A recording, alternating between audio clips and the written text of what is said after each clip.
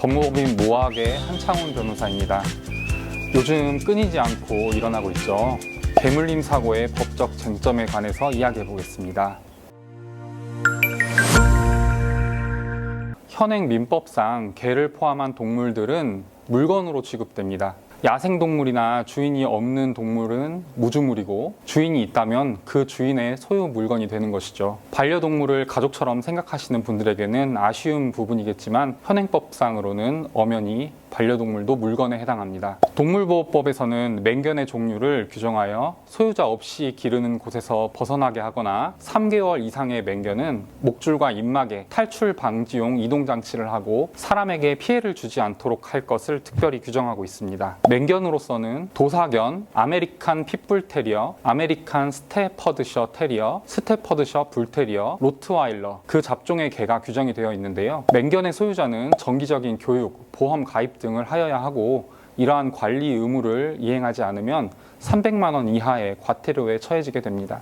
그렇다면 주인이 있는 개가 주인의 잘못으로 다른 사람을 물게 되었다면 어떻게 될까요? 먼저 견주는 과실치사, 과실치상죄로 형사처벌될 것입니다. 형법은 과실로 인하여 사람의 신체를 상해에 이르게 한 자를 500만 원 이하의 벌금, 구류, 과료에 처하도록 하고 있습니다. 피해자와 합의를 하는 경우에는 처벌하지 않도록 하고 있습니다. 만약 피해자가 사망하였다면 2년 이하의 금고 또는 700만 원 이하의 벌금에 처해지게 됩니다. 피해자는 이 경우 치료비 등과 위자료, 정신적 손해배상 등을 포함한 손해배상 청구를 할 수 있게 됩니다. 동물보호법은 이러한 맹견의 관리를 잘못해서 사람을 상해하거나 사망에 이르는 경우 3년 이하의 징역 또는 3천만 원 이하의 벌금, 상해에 이르게 한 경우 2년 이하의 징역 또는 2천만 원 이하의 벌금에 처해지게 되죠. 주인이 있는 개가 내 개를 물거나 내 물건을 손괴하였다면 어떻게 될까요?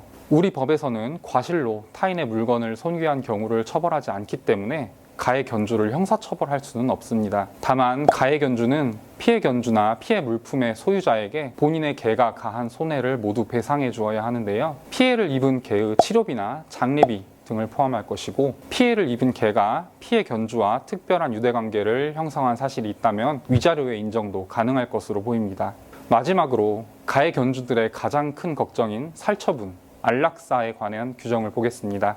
내 개가 다른 사람을 물었다면 형사처벌이 될 수 있다고 말씀드렸습니다. 이 경우 형사소송법은 사건과 관계된 물건을 압수할 수 있도록 하고 있고, 위험 발생의 염려가 있는 압수물은 폐기할 수 있다고 규정하고 있습니다. 소위 말하는 안락사, 살처분 등은 이 압수물 폐기 절차를 말하는 것인데요. 만약 개의 난폭성이 심각한 정도여서 쉽게 제지할 수 없거나 질병 등을 가지고 있어서 위험이 발생될 염려가 있다면 수사기관의 판단에 따라 압수물 폐기 절차를 거칠 가능성이 있습니다. 다만 이에 이르지 않는 경우는 안락사까지 진행할 수 있을 만한 법적 근거는 사실상 없습니다. 동물보호법은 주인이 없는 동물이 지방자치단체에 의해 발견, 구조되어 보호조치가 되는 경우 법령에 따른 요건에 해당하면, 즉 살처분이 가능하도록 하는 규정을 두고 있습니다. 반려동물과 함께 생활하는 사람이 늘어나면서 이에 따른 사고나 법적 분쟁도 늘어나고 있는데요. 반려동물이 내 가족으로서 존중받아야 하는 만큼 다른 사람의 생명과 재산도 존중받아야 함을 잊지 말아야 하겠습니다. 이와 더불어 반려동물의 법적 지위를 명확하게 하기 위한 입법이 속히 이루어져야 할 것으로 보입니다. 만약 반려동물 관련한 법적 문제가 발생한 경우 법무법인 모학을 찾아 변호사의 도움을 받으시길 바랍니다. 오늘 내용이 도움이 되셨다면 알림, 좋아요, 구독 버튼을 눌러주시기 바랍니다. 감사합니다.